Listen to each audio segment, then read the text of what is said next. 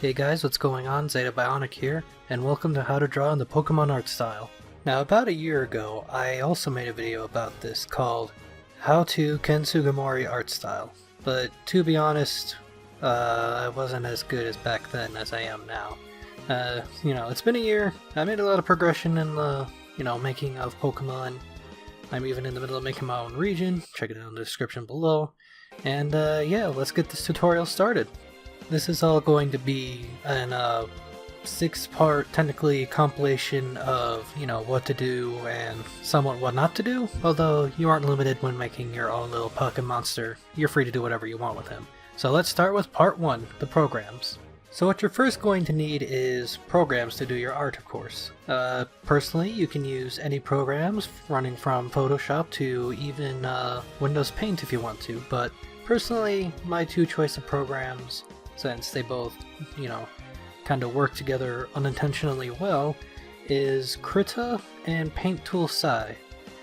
Krita you can get for free, and you can totally just use Krita throughout the whole tutorial, but the custom brushes I like better on, Paint Tool Sai, so if you're willing to hunk up a little bit of dough for it, then it's definitely worth the investment. Another thing to note is that while I am using a tablet to draw, you can definitely and completely use a mouse only if you so wish. In fact, I would say sometimes a mouse is more accurate than what you can get on a, tablet, but the tablet has more of a natural curve to it when it comes to actually drawing, which you'll see later in the video. Alright, let's move on to part 2, which would be the concept for your little pocket monster.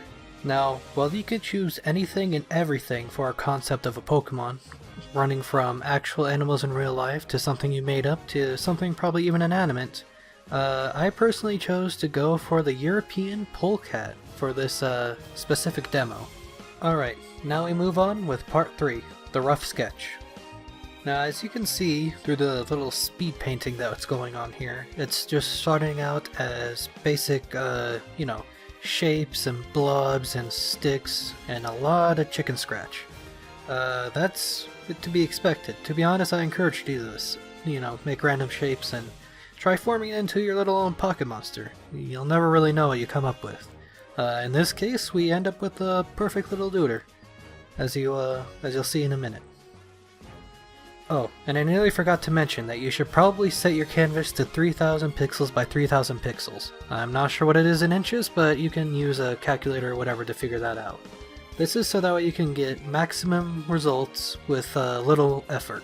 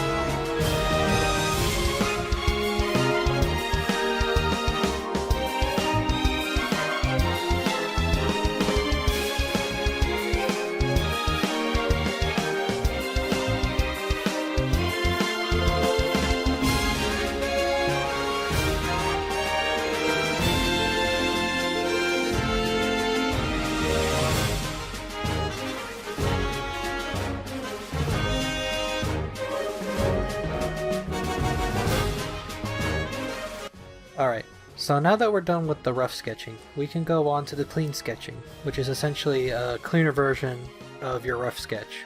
During this time, I'd like to motion to the fact that you should probably stretch your guy to the proportions of the thing. Not to the exact thing, I would just recommend, making it fit. so that way you can get a cleaner outlining later and a cleaner clean sketch in a sense.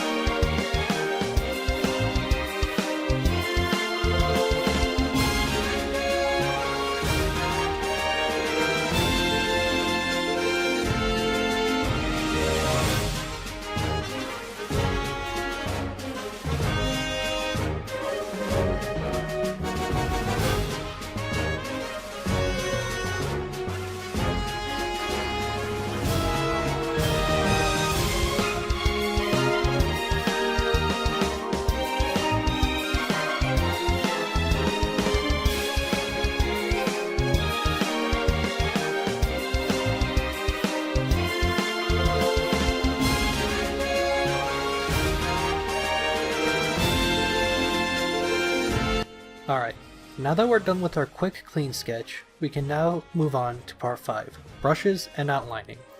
Now, I'm not sure of the best way to convey the brush settings I use for these custom brushes slash shadings, but you can see in the video right here via the screenshot that, well, here they are basically. Copy them down, edit them as you want, but essentially you want your outline to look like this, and you want your shading to basically be a variant of watercoloring. And well, that's basically it for brushes. Let's go on to outlining. Now, a general tip for outlining, well, for any outlining of any character, is that you try and do it in one smooth motion, so that way it looks as natural as possibly can be. It shouldn't really matter if there are wiggles in it, it'll just make it look more authentic. Trust me, it'll go a long way.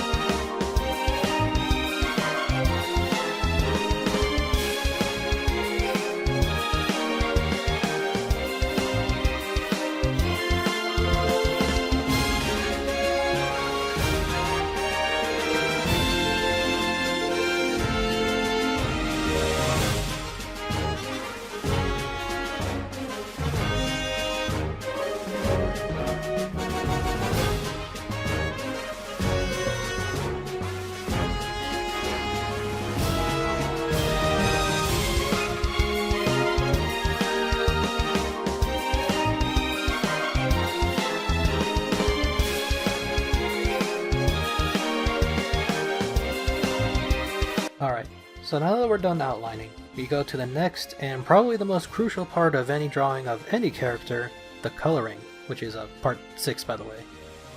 Now, when it comes to coloring anything, especially when it comes to Pokemon, you don't really want to go for bright neon colors, but to be honest, you can decide what you want to do with your colors. Now the color choices I want for this guy, since he's going to be a normal and eventually evolve into a normal ground type, is that he's gonna have a more peachy color to him while having some brown secondary colors, which will hint at his latter evolution, that of which being ground type.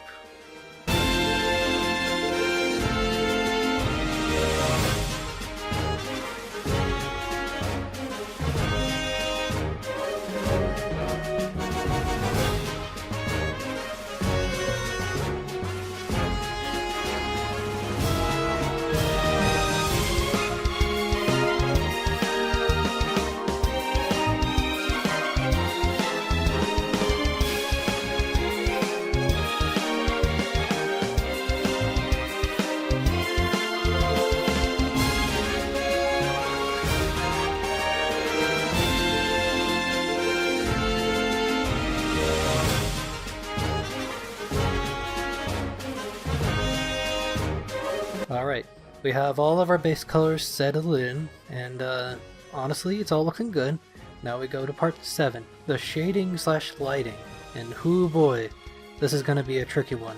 Hey, future me here while editing the video, I forgot to mention that the shading should be within the very dark purple area, and that the light should be within the, you know, in the yellow, and you can kind of just see it in the video. Just pause it when I'm doing the lighting and the shading, and you'll see what colors they need to be. And oh, also don't forget to put the shading layer as an overlay layer if you have the option to do so. Otherwise, just make the thing less dense or something. Anyway, thank you. It took me a minute or so to learn about it, so you know, bear with me. Now, when it comes to shading and lighting, you want to think of your little 2D pocket monster in a 3-dimensional space, including where the sun is currently pointing at them, or light source if you prefer, and you know, from that you gotta base your shadings and your, you know, everything else. I usually just start at one spot for my shading, ad-lib it from there, because that's when I'll be able to dictate, you know, where in the 3D space my guy is in compared to the light source. And now that we're on the topic of lighting, you can use the same brush that you use for shading that you can use for lighting. Another tip for that is I'd recommend making a separate eraser brush and making it so that way it doesn't, you know, completely erase all away. And I do what it's called the nibble technique. You'll probably see soon around here where I just chip away at the edge of the thing, making it look like a natural reflected surface.